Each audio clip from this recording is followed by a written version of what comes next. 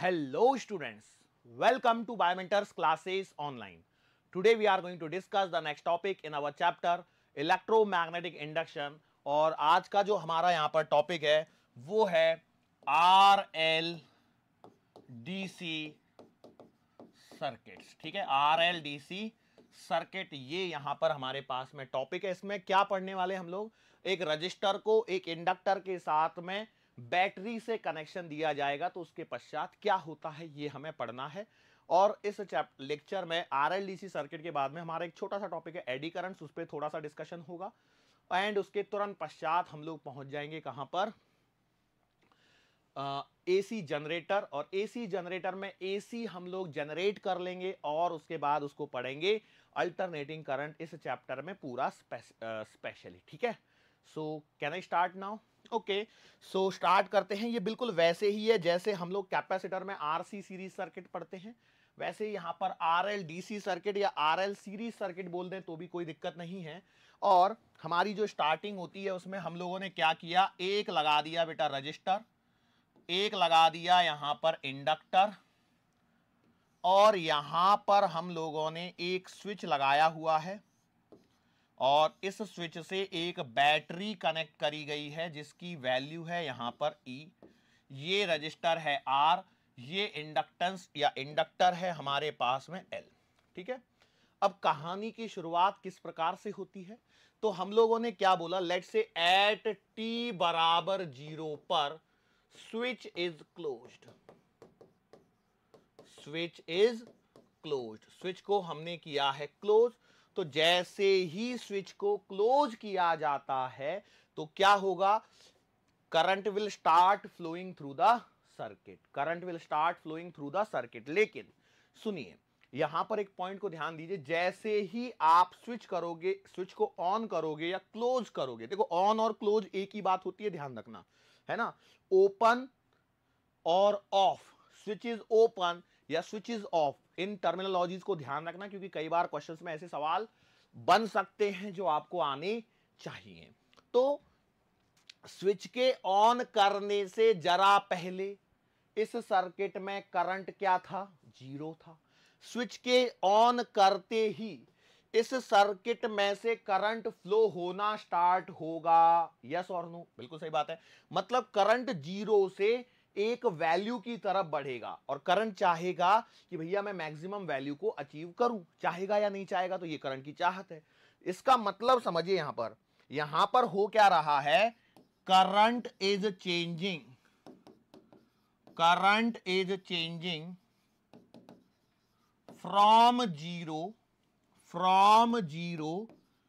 To a value. अब ये value क्या है अभी हमें मालूम नहीं है, अभी इसको अननोन है, अभी इसको गुलदस्ते में बने रहने देते हैं। ठीक है, अब धीरे धीरे जब पैकेट को खोलेंगे तो हमें चीजों का ज्ञान होने लगेगा। ठीक है, तो अब ध्यान से देखिए मैं क्या बोल रहा हूं कि स्टार्टिंग में करंट 0 है, जैसे ही स्विच को क्लोज किया जाता है तो करंट विल स्टार्ट चेंजिंग। अब बेसिकली मैं एक बात जानता हूं, मैंने यहां पे वर्ड लिखा है चेंजिंग, लेकिन मन ही मन में अंदर ही अंदर में मैं कहीं जानता हूं कि basically current will start increasing. मन के किसी ना किसी एक कोने में मुझे मालूम है कि current will start increasing from 0। अब इस सर्किट में हमने लगा दिया एक इंडक्टर और इंडक्टर की एक प्रॉपर्टी है जिसके बारे में आप जानते हो, क्या है, it opposes the change in current, it opposes change in current. बोलो यस और नो?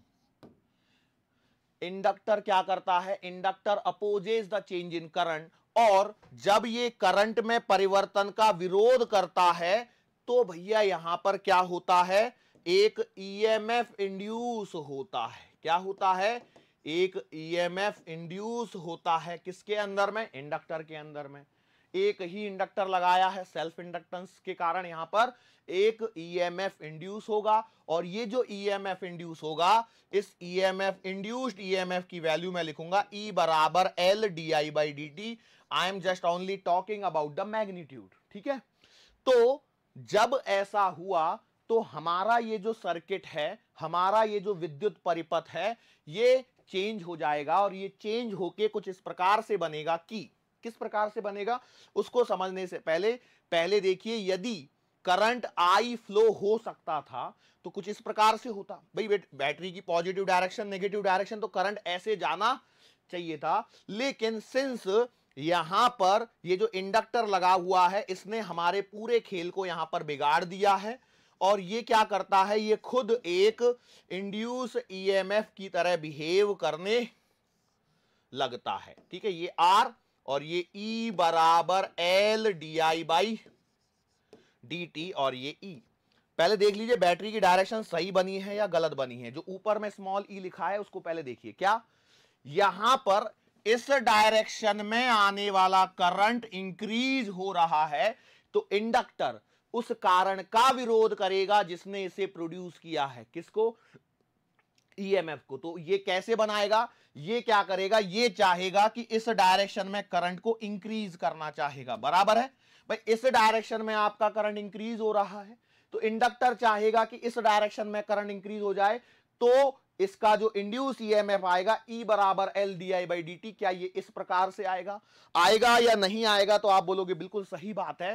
सो ओवरऑल यदि मैं यहां पर बात करता हूं कुछ सिंपल सी, और वो सिंपल सी बात ये है कि मैं यदि यहां पर इक्वेशन लिखता हूं तो किस प्रकार से इक्वेशन बनेगी, बताओ भाई। ये तो ई है, ये क्या है, मेरा ई है, और यदि ये ई है तो इसकी इक्वेशन देखो, सोचो और जरा बनाने की कोशिश करो, क्योंकि दिस इज द ईएमएफ ई जो कि ड्रॉप होगा दोनों के अक्रॉस मिला के। तो किस प्रकार से ड्रॉप होगा, बस यदि इतना काम आपका सही हो गया तो फिर आपके सवाल को सही होने से कोई नहीं रोक सकता। कैसे? तो आप बोलोगे कि भैया ये जो ई होगा that will be equivalent to this and this, I into R और plus this L d I by d t. Yes और नो?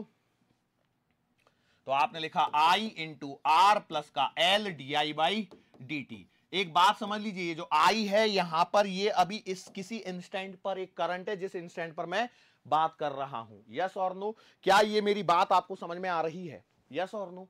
सिंपल भाषा में देखो, सिंपल चीजों को समझिए। किसी इंस्टेंट पर जब यहां पर ईएमएफ इंड्यूस हो रहा है तो उस समय की ये कहानी है, कौन सी? ई बराबर आई आर प्लस का L d I by d t. E बराबर का आई आर प्लस का L d I by d t, that is the situation जो हम लोगों को यहां पर डील करनी है। तो इसको सॉल्व कैसे करेंगे? तो इसको सॉल्व करने का तरीका सिंपल है, इसको इधर लेके आया, ई माइनस का आई आर बराबर L d I by d T. थोड़ा सा एडजस्टमेंट करते हैं, डी टी को इधर लेके आता हूं, इसको इधर उधर लेके आता हूं, तो क्या हो जाएगा जरा देखो, डी टी इधर आएगा, नीचे में एल आएगा, इक्वल्स टू ये इधर आएगा, तो D I upon E minus का आई आर। तो लेफ्ट राइट एडजस्टमेंट करके मैंने लिख दिया D I upon E minus का आई इंटू आर बराबर डी टी अपॉन एल। बोलो यस और नो? आपने बोला सर ये बात ठीक ठाक सी लग तो रही है। अब सुनिए, बेसिकली यहां पर प्रॉब्लम पॉइंट क्या है? पॉइंट ये है कि ये जो मैंने आई करंट लिखा है, देखो यहां पर कई लोगों के मन में हो सकता है कंफ्यूजन हो कि सर एग्जैक्टली हमें कैसे पता लगेगा ये आई क्या है। तो आई है वो उस इंस्टेंट पे, देखो ये बीच का इंस्टेंट है, मतलब जैसे हम लोग, आपको याद करो जब हम लोग system of particles and rotational motion में जैसे मान लो मोमेंट ऑफ इनर्शिया निकालना होता है, तो हम लोग क्या करते हैं, एक्स डिस्टेंस पर जाकर डीएक्स का एलिमेंट लेते हैं कि नहीं लेते हैं। बिल्कुल वैसे ही मैंने क्या किया है कि मैंने माना, देखो यहां पर एक पॉइंट मैं ऑलरेडी क्लियर कर चुका हूं कि भैया करंट इंक्रीज हो रहा है, तो ये जीरो से एक मैक्सिमम वैल्यू को अचीव करेगा। तो मैंने क्या बोला कि जीरो से लेकर के आई नॉट तक पहुंचने के बीच में किसी समय आई वो करंट है जो यहां से गया, इसके कारण यहां पर L d I by d t का ईएमएफ इंड्यूस हुआ, क्योंकि inductor opposes the change in current. तो जीरो से लेकर के आई नॉट तक वो करंट पहुंचना चाहता है, तो उस पहुंचने की प्रोसेस में यहां पर ये सिचुएशन क्रिएट हो रही है। क्या ये पॉइंट समझ में आया? यदि ये पॉइंट आपको समझ में आ चुका है तो अब आपको कोई परेशानी नहीं होनी चाहिए। तो मैंने क्या बोला कि भैया इधर में इंटीग्रेशन करते हैं और बात को खत्म करते हैं। तो क्या हो जाएगा आपके पास में, integration D I upon E minus का आई आर बराबर इंटीग्रेशन 1/L dt, और लिमिट लगाते हैं। बोलो लिमिट कैसे लगाओगे? तो भैया t बराबर 0 पर करंट की वैल्यू है जीरो। यस और नो? तो आपने बोला बिल्कुल सही बात है। और किसी समय टी पर जो करंट की वैल्यू होगी वो होगी आई, यही होने वाला है। तो फिर तो इसमें कोई परेशानी होगी ही नहीं। मैंने अभी तो वेरिएबल के फॉर्म में चल रहा हूं, मैं आगे चल के इसको डालूंगा, टेंशन मत लीजिए। तो टी बराबर टी पर ये हो गया। अब इसका आपको क्या लेना है? इंटीग्रेशन। तो बोलो 1/x का इंटीग्रेशन क्या होता है? ln x। तो आपने लिख दिया ln e माइनस का IR, और इसके कोफिशिएंट से क्या करना है? डिवाइड करना है। तो बेटा माइनस का r, ठीक है, equals to 1/L into t. और लिमिट को लिखना मत भूलना बेटा, क्योंकि लॉग आया है। लॉग नहीं आता तो मुझे कोई परेशानी नहीं होती थी। सॉरी बेटा, यहां पे आई आएगा, 0 से आई और 0 से टी। बोलो क्या होगा? आप कहेंगे देखो, इसको यदि मैं इधर लेके आ जाता हूं और कहानी को देखता हूं, पहले upper limit minus lower limit कर लेते हैं, बाद में देखेंगे इसको। या फिर आप इसको इधर लेके चले जाओ, उधर लेके चले जाते ज्यादा सुखी रहेंगे। तो ये आएगा ln e माइनस का IR माइनस ln और e। क्यों? i की वैल्यू एक आई है और एक क्या है? 0 है। इक्वल्स टू, ये मैंने इधर ले दिया तो माइनस का R/L इंटू टी। ऐसा कुछ तो भी सिचुएशन यहां पर बनने वाली है। अब इस सिचुएशन को हैंडल करना है आपको log m minus log n की प्रॉपर्टी को लगा करके। तो जब आप log m minus log n की प्रॉपर्टी को लगाओगे तो क्या हो जाएगा? देखिए, आपके पास में आएगा ln e माइनस का IR/e बराबर कितना आया था ये? माइनस का R/L इंटू टी, माइनस का R/L इंटू टी। अगले स्टेप में मैं क्या करता हूं? एंटी लॉग लेता हूं। तो एंटी लॉग लेते ही क्या हो जाएगा? ये बच जाएगा बेटा e माइनस का IR/e बराबर e to the power minus t divided by L by R। ध्यान से देखिए मैंने कैसे किया। या फिर एक काम करो, धीरे धीरे कर लो, भले ही स्टेप्स को धीरे धीरे कर लो, कोई दिक्कत नहीं है, क्योंकि ये क्या है, आपका मैथमेटिकल बैकग्राउंड नहीं है तो आपको परेशानी हो सकती है। तो e की पावर में आएगा माइनस का R/L इंटू टी। बोलो यस और नो? अब क्या करें? अगले स्टेप पे बढ़ते हैं। इस e को इधर में मल्टीप्लाई कर लेते हैं। तो e माइनस का IR बराबर आएगा, यार मुझे तो आई चाहिए था, ये ई के टर्मिनोलॉजीज में भी तो चल रहा है, तो इसको तो खत्म करना पड़ेगा। ओके, तो एक काम करते, रुक जाओ, इसको भी तो खत्म करना पड़ेगा। इसको खत्म कैसे करेंगे? इसको देखते हैं। ई से यदि मैं इसको डिवाइड करता हूं तो यह आएगा बेटा 1 माइनस आई R/e बराबर e to the power minus, अब देखो t whole divided by L by R हो गया, ठीक है। अब यहां पर क्या कर सकते हैं? लेफ्ट राइट एडजस्टमेंट करेंगे। जरा देखिए, लेफ्ट राइट एडजस्टमेंट मतलब क्या है? इस माइनस वाली टर्मिनोलॉजी को इधर और इसको इधर लेके आता हूं। तो I into R/e will be equals to 1 minus e to the power minus t whole divided by L by R। बोलो यस और नो? ये इक्वेशन ऐसे हो गई। यहां से आगे बढ़ता हूं मैं, तो मेरे पास में क्या हो जाएगा? I will be equals to E upon R bracket 1 minus e to the power minus का t whole divided by L by R। This is the equation. Yes और नो? अब यहां पर हम लोग क्या है, देखो यहां पर एक टर्मिनोलॉजी मिल रही है आपको E अपॉन R। वो क्या है? उस टर्मिनोलॉजी पर हम लोग चलते हैं। मान के चलो इस सर्किट में इंडक्टर ना होता तो आपका सर्किट इतना सा ही होता। ध्यान से सुनते भी चलना भैया। यदि इस सर्किट में इंडक्टर ना होता तो E और R होते, और ये आपका मैक्सिमम पॉसिबल करंट हो सकता था E divided by R। Maximum possible current हो सकता था I not equals to E by R। यदि इंडक्टर नहीं होता तो इस रजिस्टर में से मैक्सिमम करंट यही फ्लो होता कि नहीं होता? बिल्कुल, उसी को मैंने यहां पर मेंशन कर दिया। तो हमारे पास में I की एक इक्वेशन बन गई है और वो है I not 1 minus e to the power minus का t whole divided by L by R। अब इस इक्वेशन को मैं थोड़ा सा वेरी कर रहा हूं, वो क्या है सुनिए। ये जो L बाई R है, इसकी जो डायमेंशंस है वो किसके बराबर होनी चाहिए, टाइम के बराबर।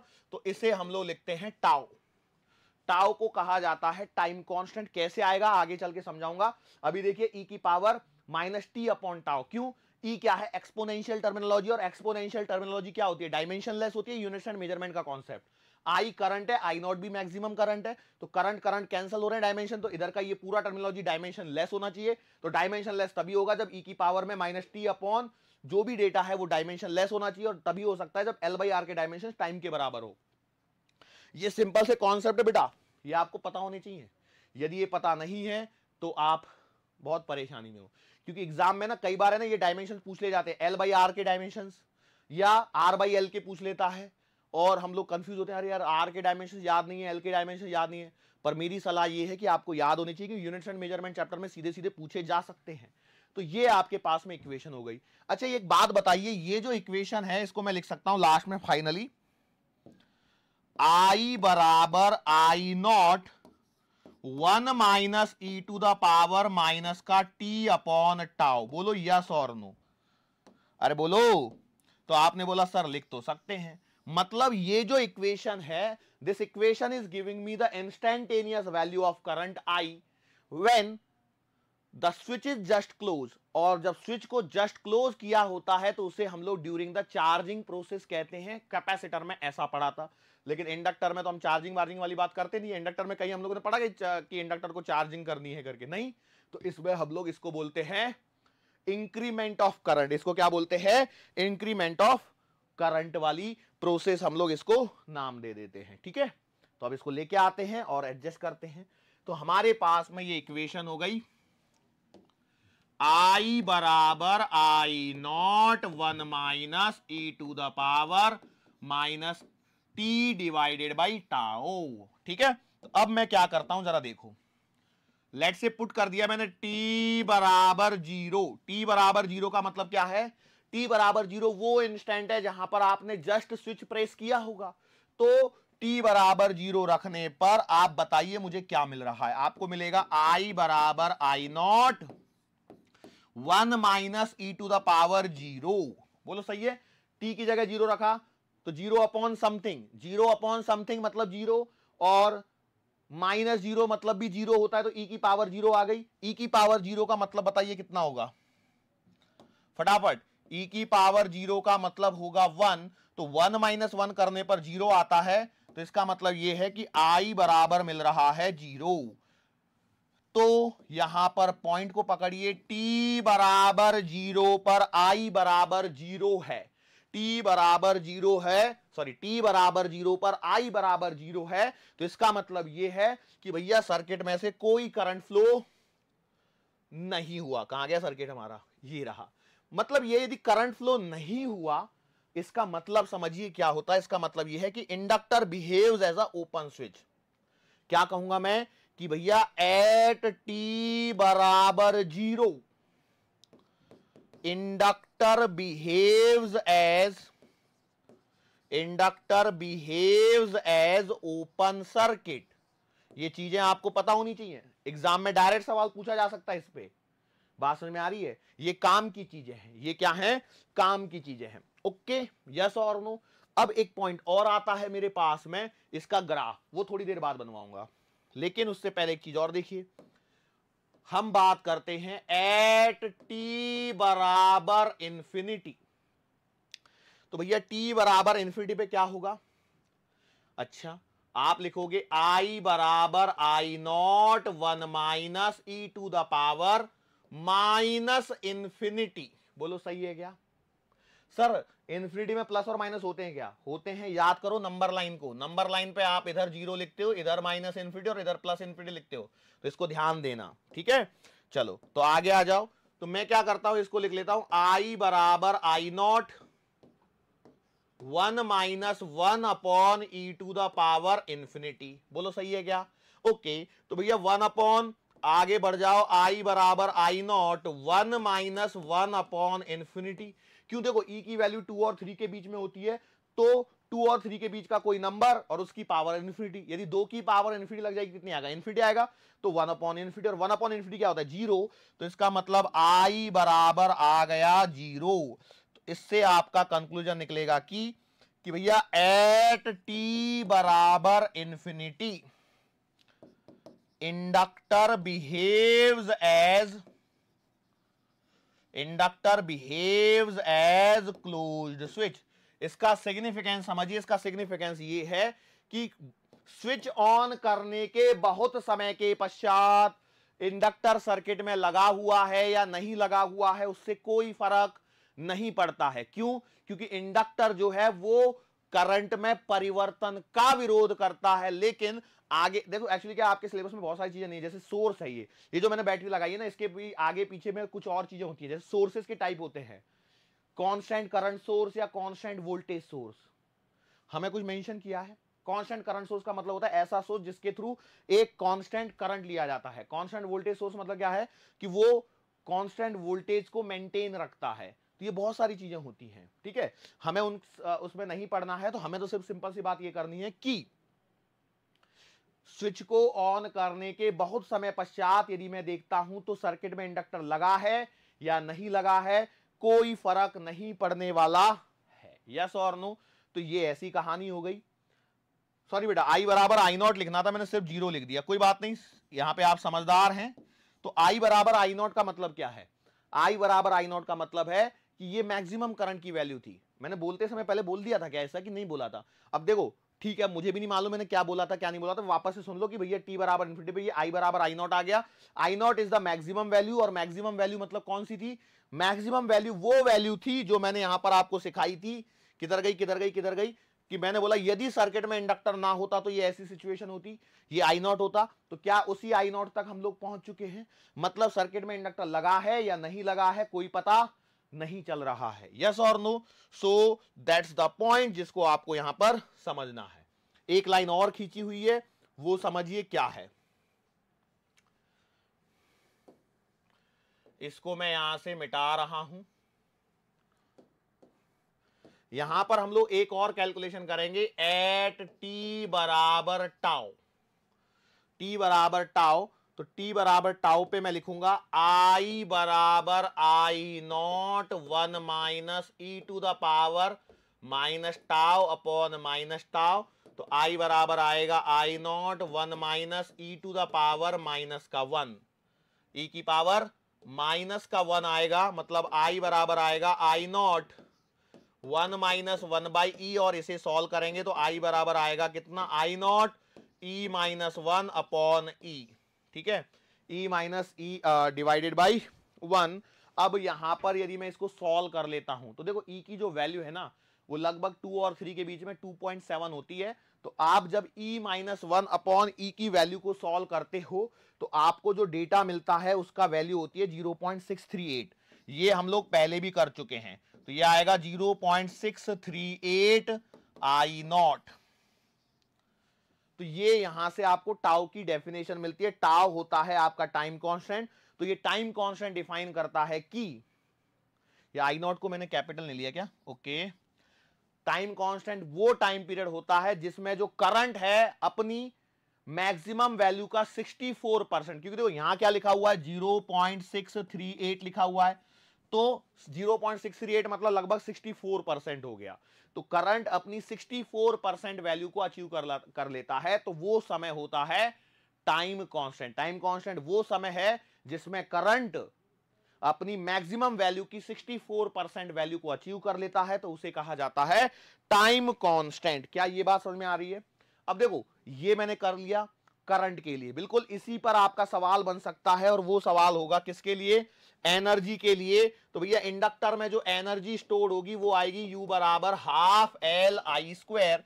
तो यहां से मेरे को इंस्टेंटेनियस एनर्जी भी मिल जाएगी, वो कितनी आएगी? Half L I not 1 minus e to the power minus t upon tau, और पूरे का स्क्वायर। यस और नो?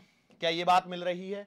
अब इसमें देखो ये जनरल है, इसमें आपसे सवाल ज्यादा नहीं पूछेगा। इसमें आपसे क्या बोलेगा कि भैया आप ये कर दीजिए, क्या बोलते हैं इसको, इक्वेशन को लिख दीजिए, वही सफिशिएंट है, ठीक है। यहां पर एक ब्रैकेट कम रह गया है ना। हाँ चलो इसको जरा सॉल्व करो, तो आप लिखोगे U बराबर half L I not square, और एक आएगा 1 minus e to the power minus t upon tau का स्क्वायर। तो यहां पर मैं इस वाली वैल्यू को लिख सकता हूं u नॉट, तो u बराबर आपके पास में आ जाएगा u not 1 minus e to the power minus t upon tau और इसका स्क्वायर। ठीक है, इंपॉर्टेंट ग्राफ होता है करंट का, तो जब आप करंट का ग्राफ बनाओगे टाइम के रिस्पेक्ट में, तो ये ग्राफ बनेगा कुछ इस प्रकार से, क्योंकि लास्ट में जाके वो कांस्टेंट वैल्यू को अचीव कर लेता है इंफिनिटी पे। तो यहां पर यदि मैं कहीं t बराबर टाउ लिखता हूं, तो यहां पर आपके पास में 0.638 आई नॉट लिखा जाएगा और इसी ग्राफ के ऊपर कहीं ये वाली वैल्यू आई नॉट होगी। ये ग्राफ हो गया। सीधे सीधे सवाल कई बार पूछे जा सकते हैं, और ये कौन सी प्रोसेस है, बस इसको ध्यान रखना, ये वो प्रोसेस है जब आप क्या कर रहे हो, स्विच को ऑन करने के तुरंत पश्चात वाली ये कहानी होती है। ठीक है, तो जब आपका करंट सर्किट में इंक्रीज हो रहा होता है तब की ये कहानी होती है। अगली कहानी क्या है, अगली कहानी हमारे पास में आती है डिके ऑफ करंट की। अगली कहानी हमारे पास में आती है डिके ऑफ करंट की। जब आपका करंट क्या होना है, डिके होना है। तो डिके होना है मतलब क्या हो जाएगा कि भैया पहले आपका करंट मैक्सिमम वैल्यू को क्या कर चुका है, अचीव कर चुका है। यस और नो, करंट आपका मैक्सिमम वैल्यू को अचीव कर चुका है और वहां से अब इस करंट को क्या करना है, डिके होना है। यस और नो, तो आपने बोला सही बात है। अब इस सही बात को जरा सर्किट में जस्टिफाई करने की यदि मैं कोशिश करता हूं तो किस प्रकार से करूंगा, तो हम बोलेंगे कि मान के चलो हमने सर्किट को बनाया, रजिस्टर लगाया, इंडक्टर लगाया, बैटरी लगाई, स्विच लगाई, सब काम कर दिया, और सब काम करने के पश्चात हमने क्या किया, एक छोटा सा काम और कर दिया। छोटा सा काम क्या किया कि भैया मैक्सिमम करंट को एस्टेब्लिश होने दिया, मैक्सिमम करंट को एस्टेब्लिश होने दिया। अब जब मैक्सिमम करंट को एस्टेब्लिश होने दिया उसके पश्चात मैंने, ध्यान से सुनना, मेरी हेडिंग है डीके ऑफ करंट।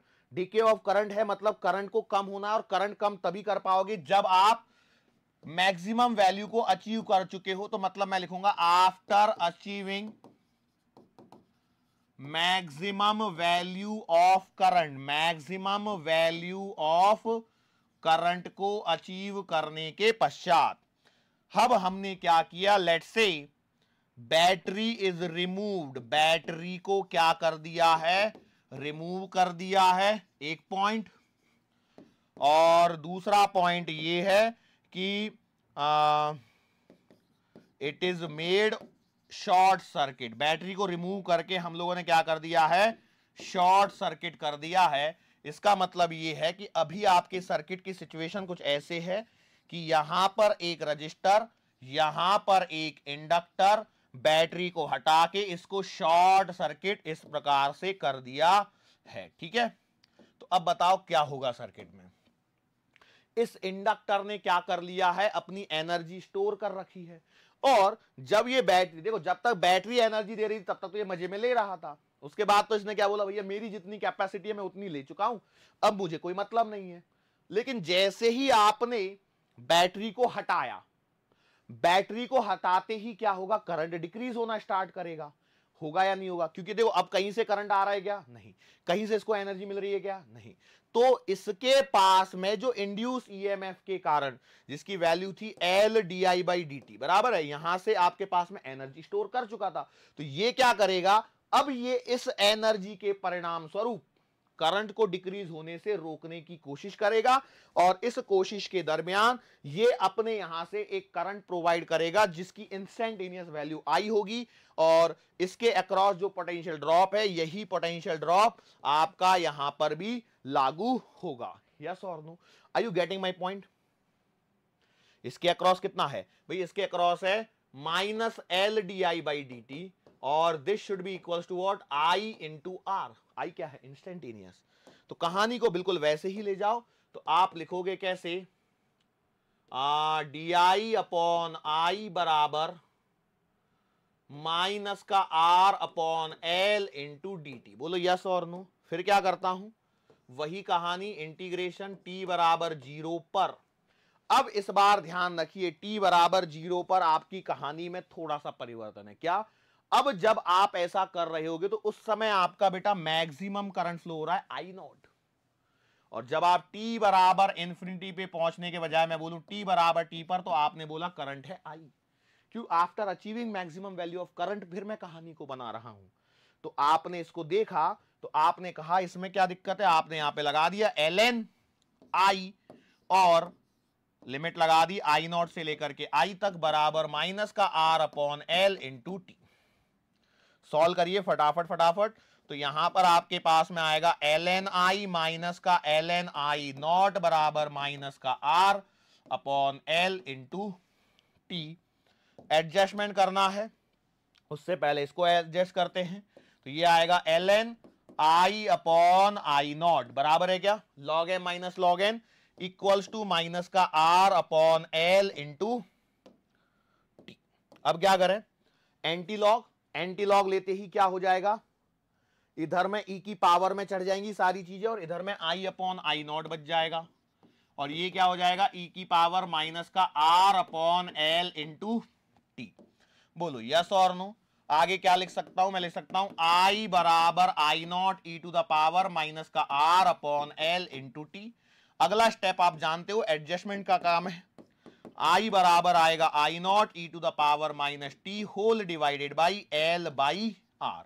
यस, ये सेम स्टेप चलते हुए नजर आ रहे होंगे आपको। तो I बराबर आप लिखोगे I not e to the power minus t upon tau. तो this is the equation of decay of current in series RL DC circuit, in series DC RL circuit या in DC series RL circuit, जो भी बोलना बोल दो। I बराबर I not e to the power minus t by tau.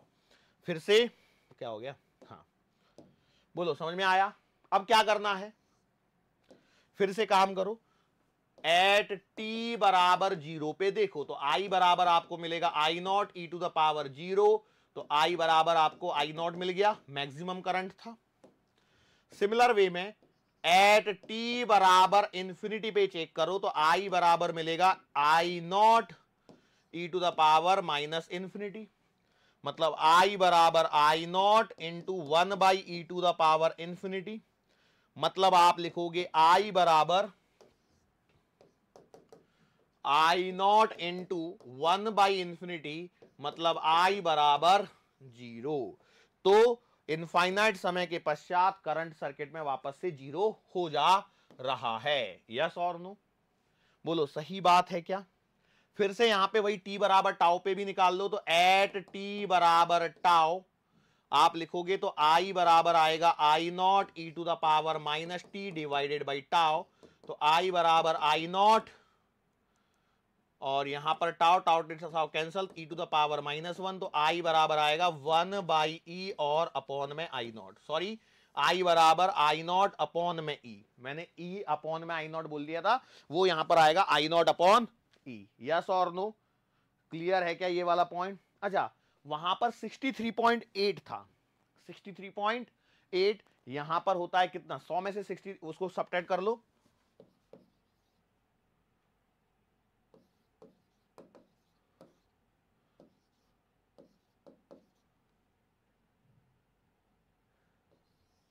Actually 37 लिखा जाता है लगभग, तो हम लोग कह सकते हैं I बराबर आएगा 37% ऑफ I नॉट। तो टाइम कांस्टेंट की एक और डेफिनेशन है, during the decay of current when the current reduces to 37% of maximum value of current, that time is called as time constant. और वो कितना होता है वो आपको समझ में आ चुका है, कितना होता है L बाई R। ठीक है, याद रखेंगे या नहीं रखेंगे, तो बिल्कुल रखना ही पड़ेगा। ऐसे ही आपकी एनर्जी भी आएगी। तो एनर्जी ड्यूरिंग डिके क्या हो जाएगी बताओ, वो बिल्कुल सिंपल से फॉर्मूले के ऊपर बेसिस है। तो U बराबर हाफ L I स्क्वायर,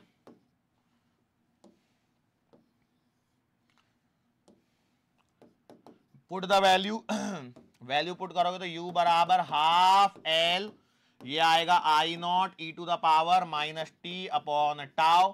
और बेटा इस पूरे का स्क्वायर करके एडजस्ट करो तो U बराबर आएगा half L I naught square e to the power minus 2t upon tau. Yes और नो।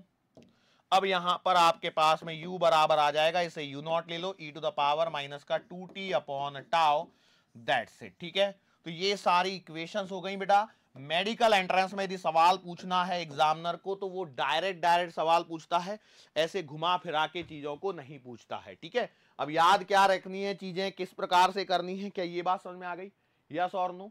एक पॉइंट जो मैंने बोला था वो पॉइंट क्लियर हुआ आपका कि t बराबर 0 पर inductor behaves as open circuit and t बराबर इंफिनिटी पर, देखो इंडक्टर रिकॉलिंग हो जाएगी। इंडक्टर की जब मैं बात कर रहा हूं ड्यूरिंग चार्जिंग या मैं बोलूं इंक्रीमेंट ऑफ करंट, देखो इंडक्टर में हम लोग चार्जिंग वाली बात नहीं करते, कैपेसिटर में करते इंक्रीमेंट ऑफ करंट। तो क्या होता है, t बराबर 0 पर ओपन सर्किट और t बराबर इंफिनिटी पर क्लोज्ड सर्किट। और बिल्कुल सिमिलर केस में यदि मैं कैपेसिटर की बात करूंगा तो क्या हो जाएगा, t बराबर 0 पर ये काम करता है क्लोज स्विच और t बराबर इंफिनिटी पर जाकर ये बन जाता है ओपन सर्किट। ठीक है, ठीक है, यस और नो? क्लियर है कहानी? ये पॉइंट है जो आपको याद होने चाहिए, जो हम लोगों ने इलेक्ट्रोस्टैटिक्स से रिकॉलिंग वाले पर्पस से यहां पर लिए हुए हैं। क्या ये बात समझ में आई है आप लोगों को? बिल्कुल आनी ही चाहिए। अब हम लोग यहां पर कुछ न्यूमेरिकल्स को डिस्कस करना चाहेंगे क्योंकि वो आपको एग्जाम में पूछे जा सकते हैं। देखो सिंपल सिंपल से सवाल मैं यहां पर आपको दे रहा हूं। यहां पर एक आर रजिस्टर लगा दिया है। देखो सवाल सिंपल होंगे, कोई इतने ज्यादा डिफिकल्ट सवाल नहीं करवाएंगे हम अभी आपको। पहले सिंपल सिंपल सवालों से हम लोग स्टार्ट करते हैं। एक इंडक्टर लगा दिया, एक काम करो रुको, ठीक है, एक इंडक्टर यहां लगा दिया और यहां पर मैंने क्या कर दिया, एक स्विच लगा दिया। ठीक है, ये है आपका ई आर, ये भी है आर, ये है एल। एक पॉइंट और मैं आपको बताना चाहता हूं, वो ये है कि t बराबर इन्फिनिटी का एक और मीनिंग होता है और वो होता है स्टेडी स्टेट। क्या मीनिंग होता है? Steady state. जब मैं न्यूमेरिकल करवा रहा हूं तो मुझे याद आ गया कि ये वर्ड मैंने डिस्कस नहीं किया है, तो याद रखना स्टेडी स्टेट। सवाल ये पूछा जाता है कि find current in steady state.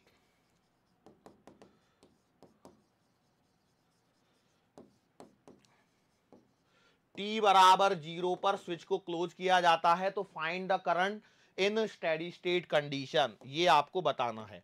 Concept यदि आपका क्लियर है तो इस सवाल में कोई परेशानी नहीं होगी। क्यों? क्योंकि देखो स्टेडी स्टेट मतलब t बराबर इंफिनिटी, t बराबर इंफिनिटी पर क्या हो जाएगा, ये आपका क्लोज सर्किट की तरह बिहेव करेगा। मतलब आपका सर्किट कुछ इस प्रकार से बनेगा,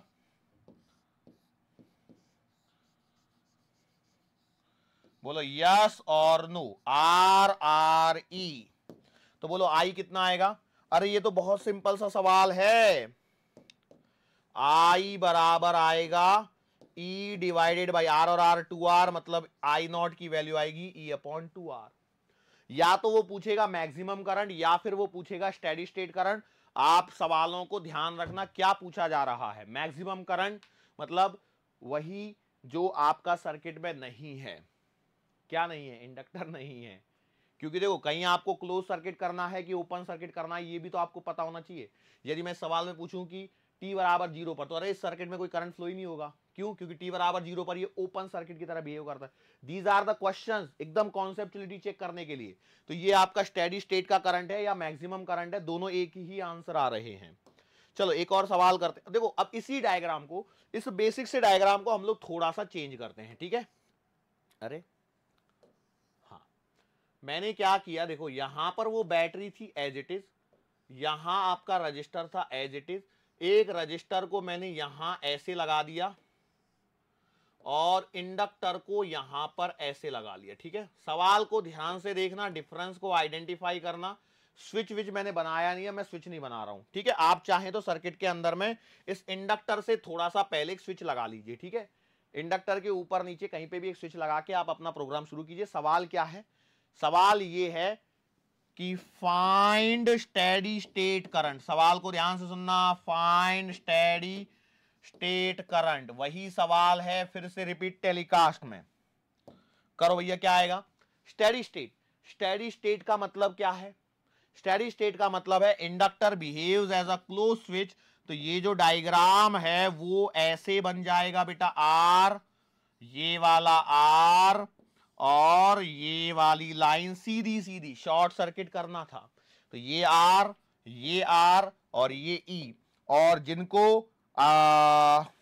ये चैप्टर याद है, करंट इलेक्ट्रिसिटी, उनको मालूम होगा यदि वायर के सामने, रजिस्टर के सामने यदि एक पैरेलल वायर लगा देते हैं, एक सवाल करवाया मैंने इक्विवेलेंट रेजिस्टेंस वाला, तो उसमें क्या होता है कि यदि किसी रेजिस्टेंस के पैरेलल में यदि एक वायर लग जाती है तो वो रेजिस्टेंस नलीफाई हो जाता है, उसका कोई उपयोग है ही नहीं सर्किट में। तो मतलब आपका जो करंट आएगा वो आएगा कितना, E divided by R। Logical conceptual सवाल था। सबके सही आ रहे हैं क्या? अभी तक दो सवाल किए हम लोगों ने, दोनों सही होने चाहिए। यस और नो, पहले फटाफट से हाँ या ना में आंसर दे दीजिए। अब अगले सवाल में मैं क्या कर दूंगा, उस इंडक्टर को यहां से उठा के कहीं और लगा दूंगा, यही फर्क चलने वाला है, इससे ज्यादा इसमें कोई वेरिएशन यहां पर देखने को नहीं मिलेगा। यदि आप चाहें तो कर सकते हैं, ठीक है। अच्छा, अब एक काम और कर सकता हूं मैं चाहूं तो, इस रजिस्टर, जैसे देखो एक सवाल और, देखो मैंने क्या किया, इसी सवाल को थोड़ा सा वेरिएशन ऐसे दिया कि एक रजिस्टर मैंने यहां लगा लिया, ठीक है, और एक रजिस्टर मैंने यहां लगा दिया, और अब इंडक्टर लगा दिया। देखो सवाल अच्छा हुआ है, सवाल बनाया मैंने, ठीक है, तो करो फटाफट। इंडक्टर में नहीं लगा रहा हूं, स्विच कहीं पे भी लगा लो, जैसे मान लो मैंने यहां लगा दिया, ठीक है, इंडक्टर के साथ में लगाना है, तो मैंने बोला t बराबर 0 पर स्विच को क्लोज किया, find steady state current, steady state current, फटाफट फाइंड करो क्या होगा। स्टेडी स्टेट की सिचुएशन में क्या हो जाएगा, ये आपका शॉर्ट सर्किट, तो भैया ये दोनों रेजिस्टेंस आपके क्या हो जाएंगे, पैरेलल में, तो आपके पास में आंसर आएगा E divided by R by 2, मतलब your answer will be 2E upon R। देखो तीन सवाल किए, तीनों में अलग अलग आंसर आए हैं आपके, आए हैं या नहीं आए हैं। पहले में देखो दो रजिस्टर लग रहे, आंसर आया E अपॉन 2R। अभी देखो फिर से दो रजिस्टर लग रहे हैं, आंसर आया E अपॉन R। फिर से देखो दो रजिस्टर लग रहे हैं, आंसर आया 2E अपॉन R। क्या डिफरेंस पकड़ में आया? सिचुएशन क्या बन रही है, कैसे सर्किट को कन्वर्ट किया जा सकता है, इसको बस आपको यहां पर देखना है। Is it clear to you? चलो अब करंट इलेक्ट्रिसिटी के कॉन्सेप्ट जिनको रिकॉल है उनके लिए सवाल यहां पर है, और कुछ भी नहीं दे रहा हूं।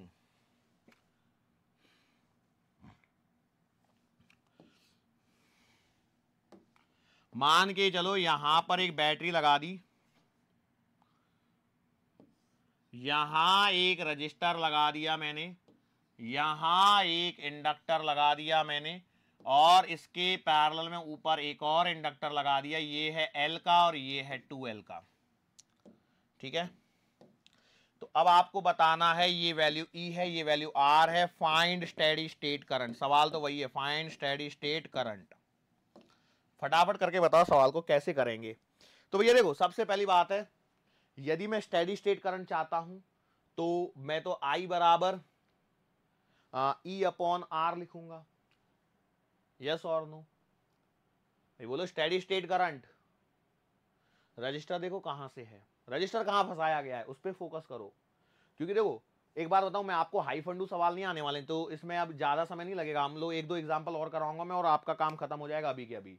ज्यादा टेढ़े मेढ़े सवाल वो एग्जामिनर नहीं देगा, वो आपको बराबर ऐसे फंसाएगा इंडक्टर को कि इंडक्टर के साथ में रजिस्टर लगा देगा तो कोई सिग्निफिकेंस नहीं बचेगा। जैसे आप स्टेडी स्टेट में जाओगे तो क्या बोलोगे, आप बोलोगे देखो ये आपका रजिस्टर, ये आपकी बैटरी, यहां पर और यहां पर, ये ऐसा सर्किट बने। अरे क्या फर्क पड़ना, ये तो R और ये E तो अपनी जगह है ना, तो current I will be equals to what, E by R। अब यदि एग्जामिनर आपके सवाल को और डिफिकल्ट बनाना चाहता है तो क्या पूछेगा कि भैया इसमें और इसमें से करंट बता दो, यदि इसको I1 और इसको I2 नाम दे दिया, तो ये तो करंट डिवीजन का कॉन्सेप्ट हो गया। मान के चलो आपसे मैं बोलता, सवाल को ध्यान से सुनना, ये एक रेजिस्टेंस है, ये एक रेजिस्टेंस है, ठीक है, इसकी वैल्यू है R और इसकी वैल्यू है 2R, और इसमें से करंट आ रहा है I। तो मुझे बताओ ये I1 और I2 कितने होंगे, बताओ फटाफट से। तरीके दो हैं, या तो आपको फॉर्मूला पता हो तो आप लिखोगे I1 will be equals to opposite वाला resistance 2R upon total R plus का 2R into total current I। Yes और नो? तो यहां पर भी बिल्कुल वैसे ही चलेगा, क्यों, इंडक्टर बिल्कुल रेजिस्टेंस की चलते हैं। यस और नो? तो ये कहानी सिंपल हो जाती है। बस अब यहां पर आपको क्या करने पड़ेंगे, इंडक्टर्स लेने पड़ेंगे। मतलब यदि मैं I1 इसको मान रहा हूं तो मेरा I1 जो यहां पर आएगा वो आएगा I1 L के सामने वाला, मतलब 2L divided by L plus का 2L इंटू आई, और आई है बेटा आपका E बाई आर, मतलब your answer will be what 2E by 3R I1 का। और I2 का आंसर बताइए फटाफट से। तो आप लिखोगे L अपॉन L प्लस का 2L into E upon R, so your I2 will be equals to what E by 3R। Current division का कॉन्सेप्ट जो आपने इंडक्टर करंट इलेक्ट्रिसिटी में सीखा हुआ है वही लगाना है, कुछ भी नया नहीं कर रहा हूं मैं। देख लीजिए I1 और I2 में डिवाइड कर रहे हैं, यहां पर I कितना आया, E बाई आर आया है। तो भाई देखो सिंपल सी बात है ना, ये इंडक्टर है तो इनका कुछ ना कुछ, ये इंडक्टेंस क्या है, एक प्रकार से अपोजिशन ही तो है। तो इसमें ऐसी सिचुएशन यहां पर आपको देखने को मिलेगी। यस और नो, क्या ऐसा सवाल यदि मिलेगा तो कर पाओगे? चलो ठीक है। और सवाल यदि हम लोग चाहें तो अलग अलग तरह के सवाल पूछ सकते हैं। जैसे मान के चलो हमारे पास में थोड़ा सा कॉम्प्लिकेटेड लेवल में भी मैं चलता हूं, 2 रजिस्टर वाला जो सवाल था वैसा ही एक सवाल है हमारे पास में। एक बैटरी, एक रजिस्टर, ये एक रजिस्टर और ये एक इंडक्टर लगा दिया, ठीक है। बैटरी लगा लो और 2 रजिस्टर और एक इंडक्टर ले लेता हूं मैं। मान के चलो यहां पर वैल्यू दे रखी है मेरे पास में 5 हेनरी 12 ओम। सर्किट मेरे पास रेडीमेड अवेलेबल है 4 और 20, 4 ओम और 20 वोल्ट, ठीक है। सवाल क्या है सुनिए, सवाल है find values of current, find values of current eight t बराबर 0 एंड टी बराबर इंफिनिटी, ठीक है। ऐसा कुछ तो भी सवाल पूछा जाने वाला है। सर टी बराबर 0 और टी बराबर इन्फिनिटी में तब पता होगा ना जब मेरे को स्विच दिया होगा। तो भैया स्विच को कहीं पे भी लगा लो, जैसे मान चलो मैंने यहां पर स्विच लगाया है, इसको मैंने यहां पर टी बराबर 0 पर क्लोज कर रहा हूं, ठीक है। तो याद करो कॉन्सेप्ट, बस याद कर लो। तो मैंने बोला भैया एट टी बराबर 0 पर क्या होता है, inductor behaves like an open circuit. तो आपका ये जो सर्किट हो जाएगा वो कुछ ऐसा हो जाएगा,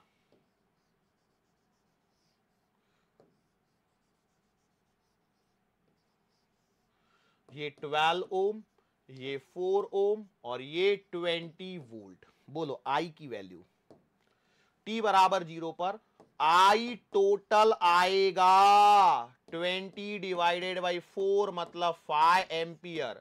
करंट थ्रू 4 ओम भी रहेगा 5 एम्पियर, करंट थ्रू 12 ओम रहेगा आपका 0।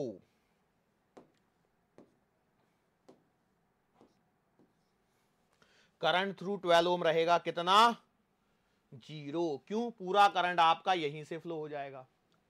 बोलो क्या था इस सवाल में, कुछ भी नहीं। ये सवाल पूछे जाते लिटरली बोल रहा हूं मैं।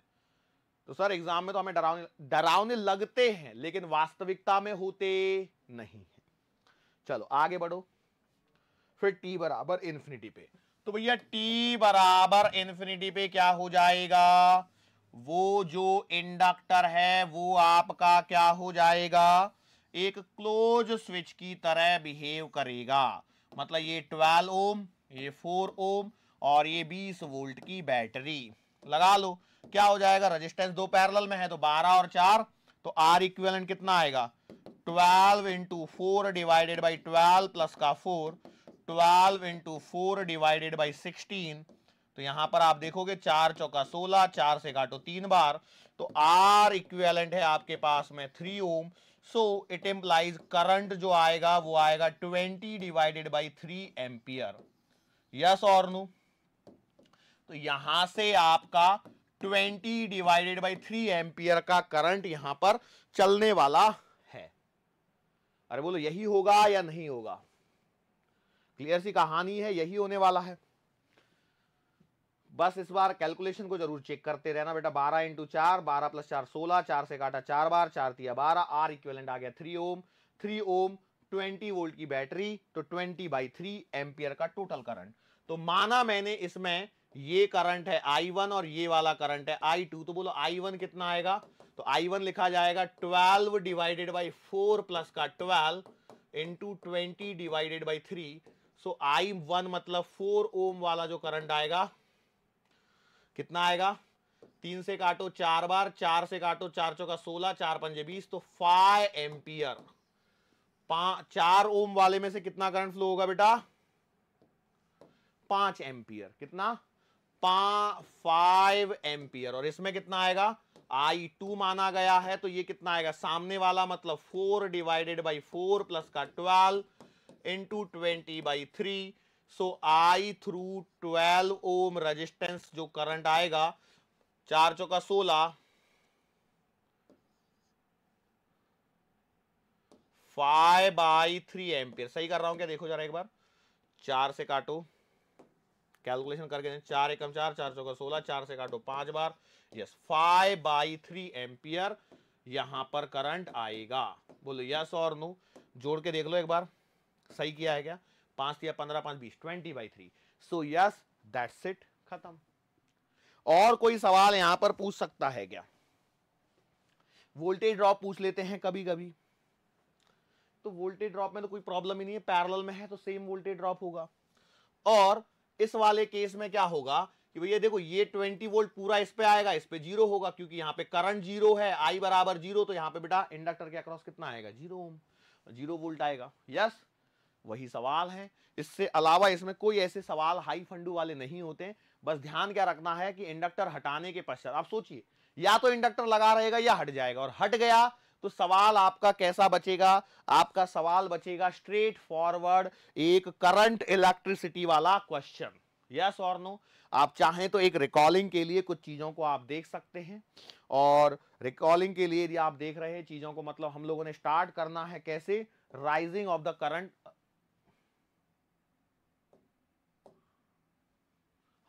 राइजिंग ऑफ द करंट से। तो इक्वेशन कैसे आती है इंस्टेंटेनियस करंट की? I बराबर I0 1 minus e to the power minus t upon tau, that is the equation of rising current. t बराबर 0 पर आपका करंट I बराबर क्या होगा? 0 होगा, और t बराबर इंफिनिटी पर E अपॉन R होगा, दैट इज द I0 के equivalent maximum current. Potential difference की यदि मैं बात करता हूं तो वो भी आपको अक्रॉस द रेजिस्टेंस निकालना रहेगा, तो V बराबर आ जाएगा I इंटू R, यदि आप चाहते हैं तो, है ना। यदि नहीं चाहते तो कोई दिक्कत नहीं, V बराबर IR लगा लो, जैसे कैपेसिटर में किया है इलेक्ट्रोस्टैटिक्स में, बिल्कुल वही सेम कॉन्सेप्ट। मैं चाहूं तो निकाल सकता, नहीं निकाल सकता। V अक्रॉस R बराबर क्या आएगा? I instantaneous upon R। तो I की वैल्यू आपको मालूम है, I0 1 minus e to the power minus t upon tau into R। बोलो यस और नो। और I0 को मैं क्या लिखूंगा भैया? E अपॉन R लिखूंगा, और इंटू में ये पूरा ब्रैकेट तो है ही है, इंटू R।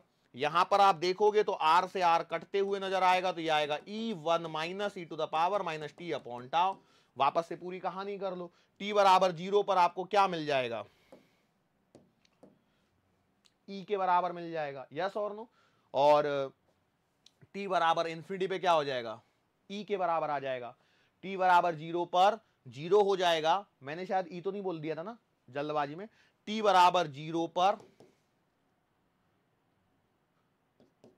V बराबर 0 हो जाएगा, और t बराबर इंफिनिटी पर V बराबर E हो जाएगा। लो भैया, वोल्टेज ड्रॉप का भी कर लिया। During the increment of the current, during the increment of the current, या ग्रोथ ऑफ करंट भी बोलते हैं। और दूसरा क्या होता है? Decay of current. तो I बराबर I0 e to the power minus t by tau, I बराबर I0 e to the power minus t upon tau. तो t बराबर 0 पे I बराबर क्या आएगा? I0 आएगा, डीके हो रहा है तभी, और t बराबर इंफिनिटी पे I की वैल्यू क्या हो जाएगी? 0 हो जाएगी। ऐसी पोटेंशियल ड्रॉप के लिए कर सकते हो अक्रॉस द वोल्टेज, V बराबर IR लगा लो, कहानी बिल्कुल वैसे ही चलने वाली है। यस और नो। सो इसके साथ में आपका ये टॉपिक खत्म हो जाता है। अब हमारे पास में चैप्टर में 2 टॉपिक बचे हैं छोटे छोटे से। एक का नाम है एडी करंट, एक का नाम क्या है? Eddy currents. ये एडी करंट्स आखिरकार होते क्या हैं? अब देखो, यहां से आगे लेक्चर आपका हार्डली 10 से 15 मिनट का टॉपिक और बचे हैं, उनको हमको खत्म करना ही है, ठीक है। अब हम लोग यदि बात कर रहे हैं एडी करंट की, तो एडी करंट जो है वो हमारा टॉपिक आता है इलेक्ट्रोमैग्नेटिक इंडक्शन के अंदर में। ये क्या होता है बेसिकली? यदि हम लोग बात करते हैं किसी भी मेटल की, और उसमें से मेटल के अंदर में जब बात कर रहे होते हैं तो इसमें बहुत सारे फ्री इलेक्ट्रॉन्स होते हैं जिनकी एक रैंडम मोशन होती है, जिनकी क्या होती है? एक रैंडम मोशन होती है। लेकिन जब मैं किसी कंडक्टर में से करंट फ्लो करवा देता हूं तो क्या होता है कि ये सारी जो मोशन है वो एक डायरेक्शन में फ्लो होने लग जाते हैं, और आपका सर्किट में से करंट फ्लो होता है।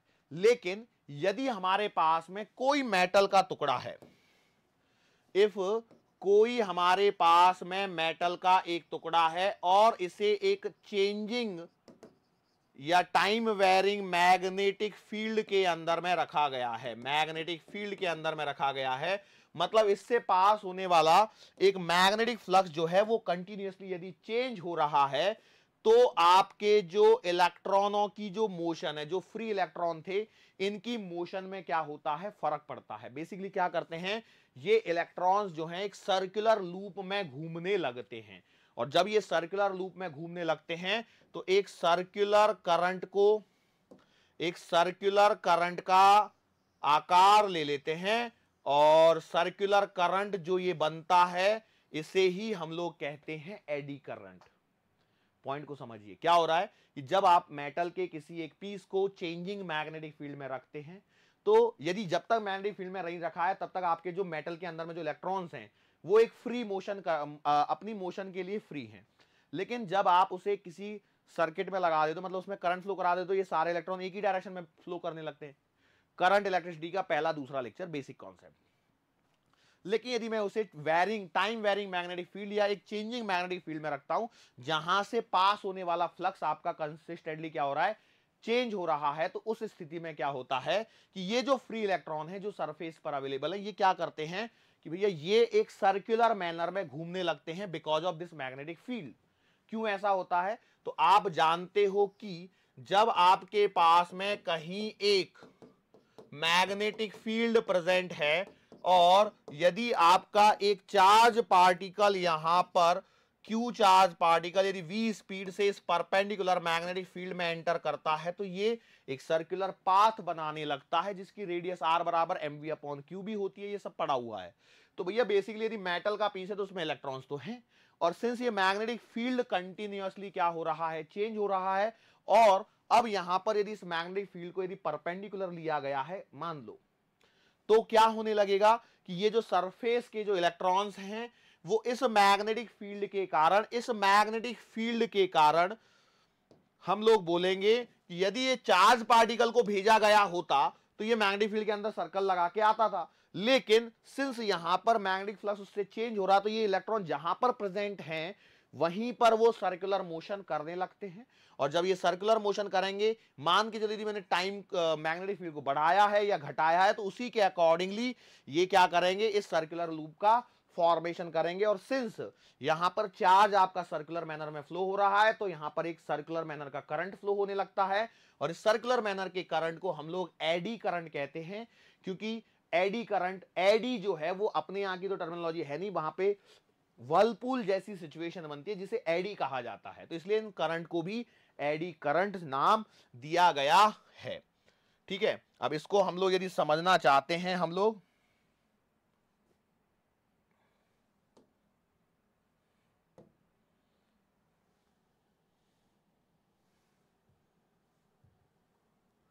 तो भैया देखो ये आपकी एडी करंट की सिचुएशन मैंने यहां पर आपको बताने की कोशिश करी है। ठीक है, हम लोग क्या करते हैं, मैग्नेटिक फील्ड लेके आते हैं जो चेंज होना चाहिए, मेटल का एक ब्लॉक रख दिया, अब इसको जरा देखने की कोशिश, चल रहा है ना, हाँ लो भैया ये एक मेटल का ब्लॉक है, यहां पर एक मैग्नेट रखी है और इस मैग्नेटिक फील्ड से कुछ ना कुछ मैग्नेटिक फील्ड पास हो रहा होगा।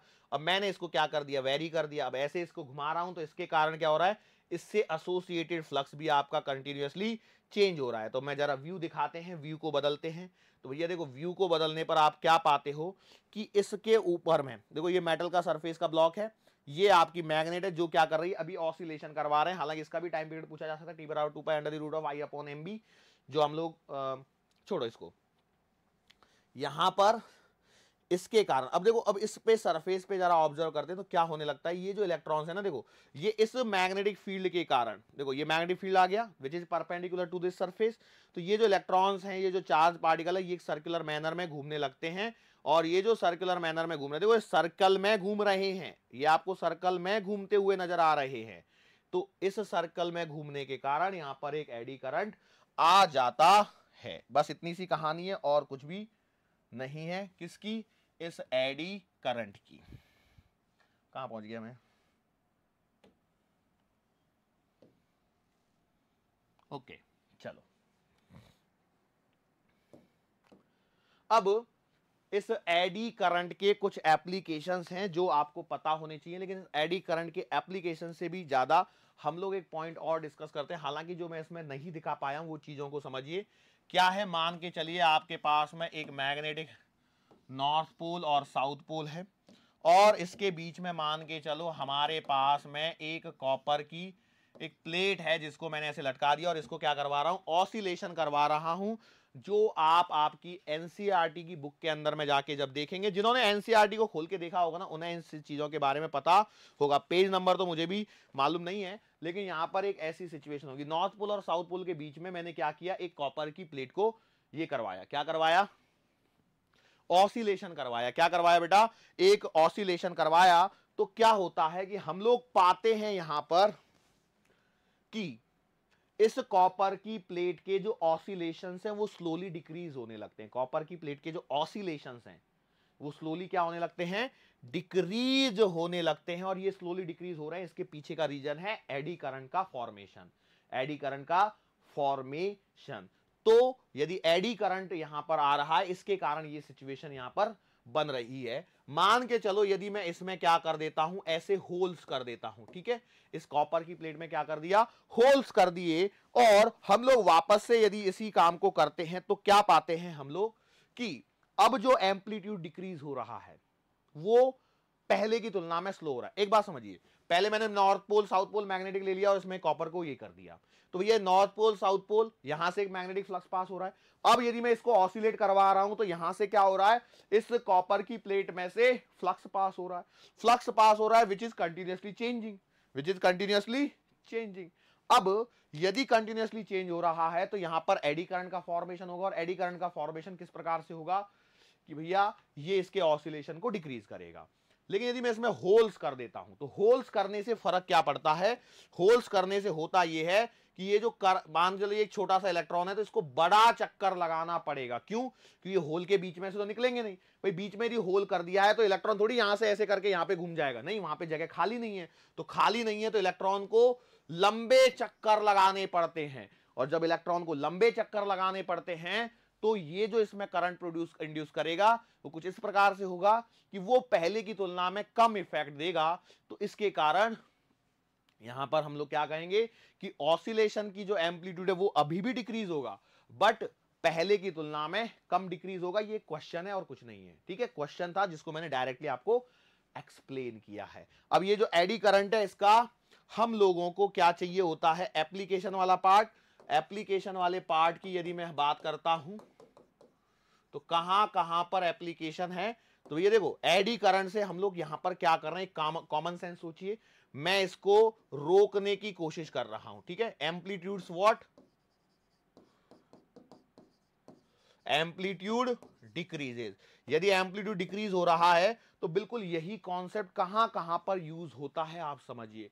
एडी करंट का कॉन्सेप्ट एक होता है आपके जो इंस्ट्रूमेंट होते हैं, कौन क्या होते हैं बेटा, इंस्ट्रूमेंट होते हैं। मैं सिंपल इंस्ट्रूमेंट के नाम दे दूं तो स्पीडोमीटर में, स्पीडोमीटर में आप रिकॉल कर सकते हैं मूविंग कॉइल गैल्वेनोमीटर का, जब मैंने एक्सपेरिमेंट पढ़वा रहा था तब उस समय मैंने एक बात बताई थी कि पहले डिफ्लेक्शन टॉर्क आता है, फिर कंट्रोलिंग टॉर्क आता है, उसके बाद में एक और चीज आती है क्या, डैम्पिंग। तो वो डैम्पिंग यहां पर आपको स्पीडोमीटर में यहां पर देखने को मिलती है, यस और नो। उसके अलावा हमारे पास में होता है, आपने एक बात सुनी होगी, इलेक्ट्रिक ब्रेक्स जो होते हैं, इलेक्ट्रिक ब्रेक्स जो होते हैं,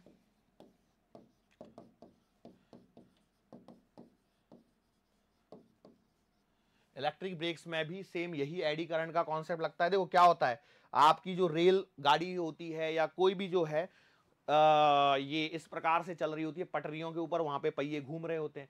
अब ये जो पहिए घूम रहे होते हैं वो पहिए किसके बने होते हैं, मेटल के बने होते हैं, यस और नो, होते कि नहीं होते हैं, बिल्कुल सही बात है।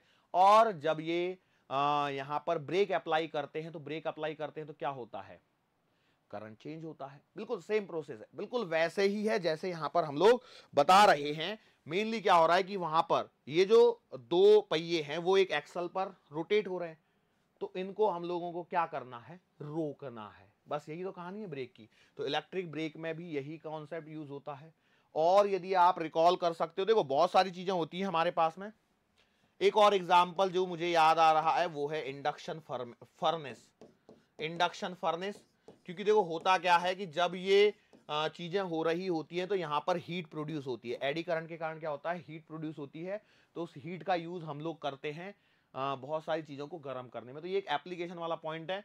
सिंस नीट 2020 के पेपर में या 2019 आई कैन रिकॉल, या 2020 या उसमें पेपर में इसका एप्लीकेशन वाला सवाल पूछा था, जिसमें इंडक्शन फर्नेस ही शायद एक ऑप्शन था।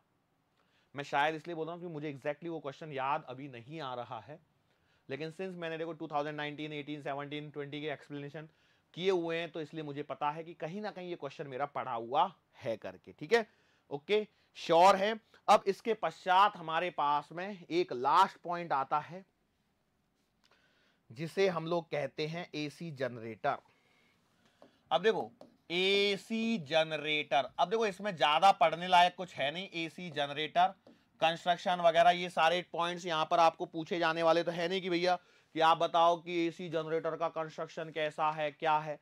ये वो कॉन्सेप्ट है जिसको आप सालों से पढ़ते हुए आ रहे हो। एसी जनरेटर में क्या होता है, दो मैग्नेटिक पोल्स होते हैं, दो मैग्नेटिक पोल्स के अंदर में एक सर्कुलर कॉइल को हम लोग रोटेट कराते हैं। जब सर्कुलर कॉइल को रोटेट करवाते हैं तो क्या होता है, यहां पर उसमें से पास होने वाला फ्लक्स चेंज होता है। इस कॉइल को आगे कनेक्ट किया जाता है, दो ब्रशेस से लगा दिए जाते हैं। ये सारे कॉन्सेप्ट बेसिक आपने पढ़े हुए हैं, यस और नो। जूनियर क्लासेस में बहुत बार ये एसी जनरेटर का कॉन्सेप्ट आपने पढ़ा हुआ होगा। वही कॉन्सेप्ट यहां पर भी आ रहा है। ये नॉर्थ पोल लगा दिया, ये साउथ पोल लगा दिया। मैंने तो सीधे बनाए, एक्चुअल में तो आप देखोगे तो यहां पर ये मेरे को ऐसे बनाने चाहिए, ड्रम शेप। फिर इसके बीच में क्या कर रहे हैं हम लोग, एक कॉइल को रोटेट करवा रहे हैं। इस कॉइल को आगे कनेक्ट किया जाता है, कहां पर, दो ब्रशेस लगा दिए जाते हैं। ठीक है, और इन ब्रश से क्या किया जाता है, लोड को कनेक्ट किया जाता है। यहां पर आपका लोड लग जाएगा, ठीक है, LOAD लोड, और यहां पर आपको आउटपुट मिलेगा। इसको भी समझते हैं डायरेक्टली। देखो ये वो चीजें हैं जिनको हमें ज्यादा समझने में टाइम नहीं देना चाहिए।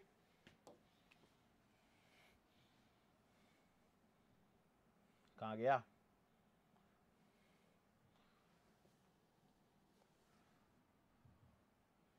खुल जाओ। ठीक है, दिस इज द कंस्ट्रक्शन। अब बताओ इसमें क्या डिफिकल्टी है। ये नॉर्थ पोल, ये साउथ पोल, दो मैग्नेट्स के बीच में एक कॉपर की कॉइल को घुमाया जाता है। इससे ये दो ब्रशेस कनेक्टेड हैं, इस ब्रश से एक लोड कनेक्ट किया गया है। अब यहां पर नॉर्थ पोल है, साउथ पोल है, तो इस नॉर्थ और साउथ पोल के बीच में मैग्नेटिक फील्ड एडजस्ट है। और इस कॉइल को घुमाने के लिए यहां पर एक क्या होता है, रोटर होता है जो इसे घुमा रहा है। अब बेसिकली यदि मैं बात करूं और मोर स्पेसिफिकली, तो डायनेमो वगैरह जो होते हैं, मतलब आप इसे कहीं ना किसी भी प्रकार की एनर्जी से घुमाने की कोशिश करनी है, बस आपको ये काम है। कोई तो भी एनर्जी लेके आइए। कोई तो भी एनर्जी मतलब क्या है कि भैया यहां पर आपका इस शाफ्ट को आगे कनेक्ट किया हुआ होता है। मान लो ऊपर से पानी को गिराया तो वो ब्लेड्स घूमते हैं, ब्लेड से वो स्पिंडल घूमता है, उस स्पिंडल से ये कॉइल कनेक्टेड होती है तो ये भी घूमती है। या फिर आप स्टीम दे दो, कैसे भी करके आपको कुल मिला के क्या है, इस कॉपर की कॉइल को घुमाना है। और ये इस ब्रशेस से कनेक्टेड, जहां पर आपका ये जो बल्ब दिख रहा है येलो येलो, ये आपका एक लोड है। ठीक है, ये कंस्ट्रक्शन वाइज सिंपल कहानी।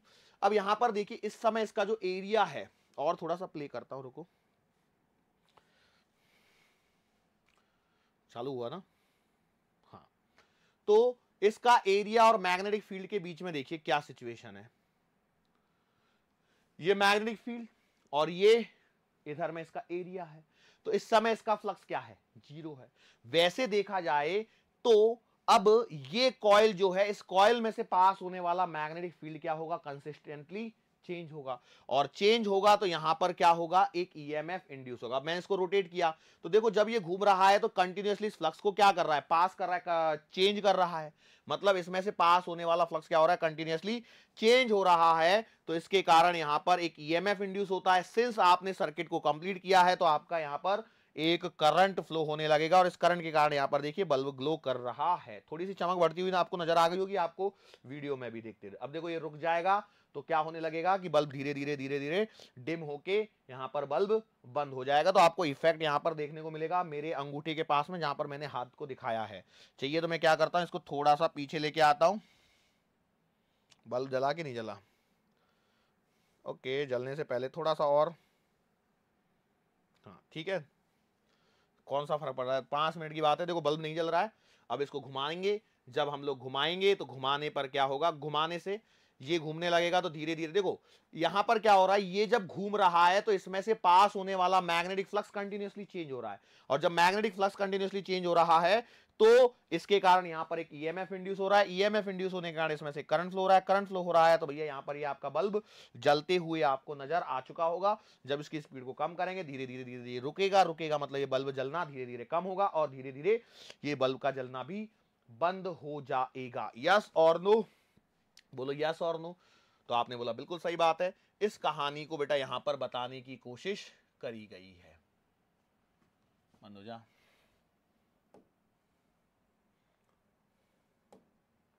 अरे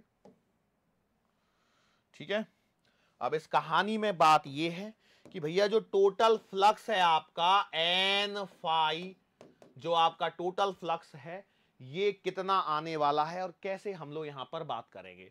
तो हम लोग जानते हैं कि भैया एन फाई का मतलब मैं लिख सकता हूं एन और फाई का मतलब B vector dot A vector. तो ए वेक्टर क्या है, area of the coil, B क्या है, द मैग्नेटिक फील्ड प्रोड्यूस। तो मैग्नेटिक फील्ड भैया यहां पर आप देख सकते हैं नॉर्थ और साउथ पोल की मैग्नेट है तो यहां पर आपको एक मैग्नेटिक फील्ड मिल गया, बी यहां पर प्रेजेंट है, ए आपका वो एरिया की बात कर रहे हैं, और यहां पर यदि मैं लिखूं तो N B A cos theta क्योंकि वेक्टर है। बोलो यस और नो। तो आपने बोला सही बात है, ये टोटल फ्लक्स हो गया। और हम लोग जानते हैं देखो अब ये एंगल जो है ना कंटिन्यूअसली चेंज होगा, ये एंगल जो है वो कंटिन्यूअसली क्या होगा, चेंज होगा। तो अब मैं आपके पास में देखो मैं एक बुक का ये करके दिखाता हूं, ये आपके एनसीईआरटी है ना, मान के चलो एक नॉर्थ पोल और एक साउथ पोल ये ऐसे रखा है, तो भैया देखो ये इसका एरिया और मैग्नेटिक फील्ड इसमें से पास हो रहा है क्या, जीरो। अब जब ये रोटेट होगा तो ये मान के चलो ओमेगा एंगुलर वेलोसिटी से रोटेट कर रहा है, ठीक है। कई लोग बोलेंगे सर इसको बनवा लेते थे तो बहुत आसान होता था, ठीक है अब नहीं बना पाया लास्ट मोमेंट पे।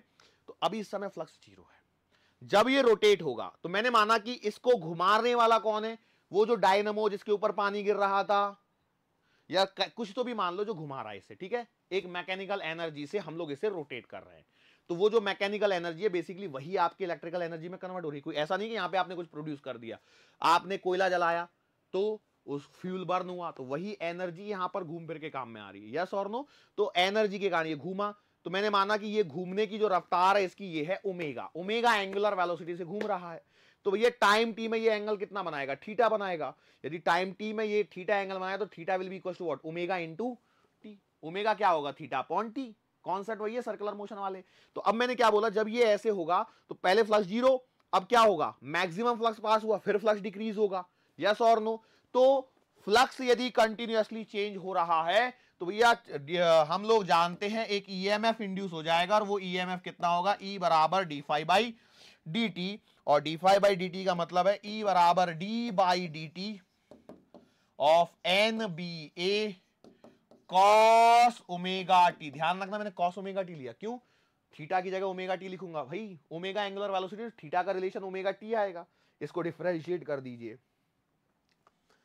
तो आप जब डिफरेंशिएट करोगे तो आपके पास में आएगा N B A d by d t cos omega t, ठीक है। कुछ तो भी कमी लग रही है मेरे को इसमें, पता क्या, सुनो, वो ये है कि मैंने माइनस नहीं लगाया, तो ये माइनस भूल गया ना। जनरली क्या है तो हम लोग मैग्नीट्यूड पे काम कर रहे होते हैं इसलिए कोई दिक्कत नहीं है, हालांकि अब देखो मैंने लगा दिया है माइनस, तो ये माइनस यहां पर आएगा, तो ई बराबर आएगा माइनस एन बी ए, तो एज इट इज, और बेटा कॉस का डिफरेंशिएशन करोगे तो माइनस साइन ओमेगा टी और इनटू ओमेगा। सो आपके पास में जो रिजल्ट आएगा वो आएगा ई बराबर minus minus plus N B A omega sine omega t. Clear है। अब इस मैक्सिमम वैल्यू को मान के चलो हम लोग आगे चल के नाम दे देते हैं कुछ तो भी, ई एम या ई नॉट साइन ओमेगा टी, और ये आपके पास में आया है अल्टरनेटिंग ईएमएफ। बोलो यस और नो, क्यों, क्योंकि ये डिपेंड कर रहा है इस वैल्यू पर। तो t बराबर जीरो पर आप देखिए क्या आ रहा है, t बराबर जीरो पर e बराबर है जीरो, यस और नो। t बराबर जीरो पर ये कितना है, जीरो है। मान के चलो मैंने लिख दिया t बराबर पाई बाई टू, तो e बराबर आएगा कैसे, पाई बाई टू, ओमेगा को रखो, ओमेगा को कितना रखोगे 2 पाई अपॉन कैपिटल टी, तो रख के देखो E naught sine 2 pi upon capital T, actually T बराबर पाई बाई 2 लिख दिया मैंने, ये गलती कर दी, सॉरी बेटा, जोश जोश में गलती हो गई। टी बराबर पाई बाई 2 नहीं, टी बराबर कैपिटल टी बाई 2 रखो, या फिर आप बोलो कि ओमेगा टी बराबर पाई बाई 2, तो ओमेगा टी बराबर पाई बाई 2 पर ई की वैल्यू आएगी कितनी, ई नॉट। तो ये यहां पर इसका रोटेशन है। बेसिकली देखो क्या है, ये आपको अल्टरनेटिंग ईएमएफ की एक इक्वेशन मिल गई है जिसका ये एक्चुअल फॉर्मेट है, ई बराबर N B A omega sine omega T, E बराबर N B A omega sine omega T, ये आपको यहां पर मिल चुका है। और ये आपके अल्टरनेटिंग करंट चैप्टर की स्टार्टिंग का last, sorry alternating current chapter की स्टार्टिंग है, ठीक है।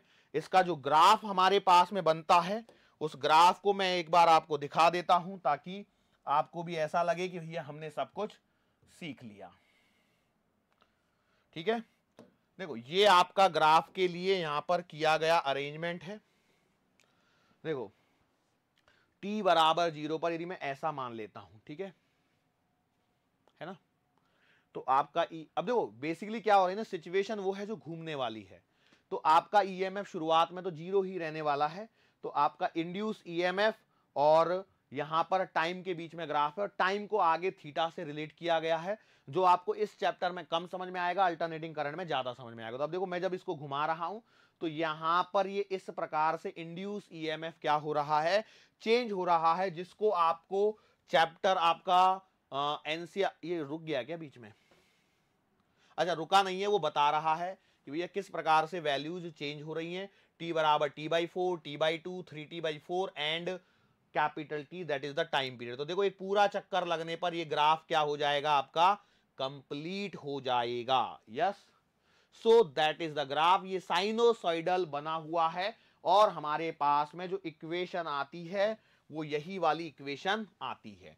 देखो यहां पर सिचुएशन 0, ये घूमना चालू करेगा, देखो आगे चल के आपको पढ़ने को मिलेगा, वो फ्रीक्वेंसी आती है 50 हर्ट्ज, अल्टरनेटिंग करंट, मतलब यहां पर इलेक्ट्रोमैग्नेटिक इंडक्शन चैप्टर समाप्त होता है, और इसी के जस्ट आगे अल्टरनेटिंग करंट चैप्टर आपका चालू होने वाला है। अब आप ईएमआई चैप्टर को उठा के देख लेना, आपका हर एक कॉन्सेप्ट क्लियर किया गया है। ये जो पोर्शन है इसमें कुछ चीजों को मैं और क्लियर कर दूं, 5 मिनट और लूंगा बेटा आपके, खुल गया क्या, हाँ। तो आपको जो इक्वेशन मिली गई है ई बराबर N B A omega sine omega T, इस पर सवाल पूछा जा सकता है डायरेक्टली, याद रखना ये है आपकी मैक्सिमम वैल्यू जो यहां पर पॉसिबल है, इसे आगे चल के एम्पलीट्यूड कहेंगे, और ये होगी आपकी एन बी ए ओमेगा, ठीक है। नंबर ऑफ टर्न्स, एन का मतलब है नंबर टर्न्स, बी का मतलब है मैग्नेटिक फील्ड, ए का मतलब है area of cross section of the coil, और ओमेगा क्या है, एंगुलर स्पीड। ये चारों डेटा दे करके आपसे ईएमएफ पूछा जा सकता है, ई maximum N B A omega, बार बार लिख रहा हूं, कितनी बार लिख दिया अभी मैं वो पता ही नहीं, इसे हम लोग आगे लिख सकते हैं ई मैक्सिमम बराबर एन बी ए और ओमेगा की जगह 2 पाई एफ, बोलो यस और नो। तो 2 इंटू पाई को सॉल्व कर लीजिए, आपके पास में कुछ इस प्रकार से एक आंसर आने लगेगा, जिसपे हो सकता है एग्जामिनर सवाल यदि बनाना चाहे तो बना सकता है, अपने हाथ में नहीं है। 3.14 इंटू 2 करके ये आपको मैक्सिमम वैल्यू मिल रही है। Is it clear to you, sure है, clear.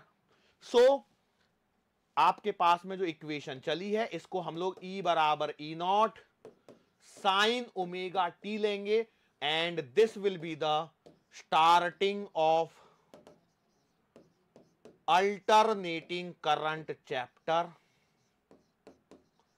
and end of electromagnetic induction chapter, ठीक है। कहानी यहां पर end of EMI, starting of AC, and आज के लिए बेटा बस इतना ही, मुलाकात फिर से होगी आने वाले अगले लेक्चर के दरमियान। सो तब तक के लिए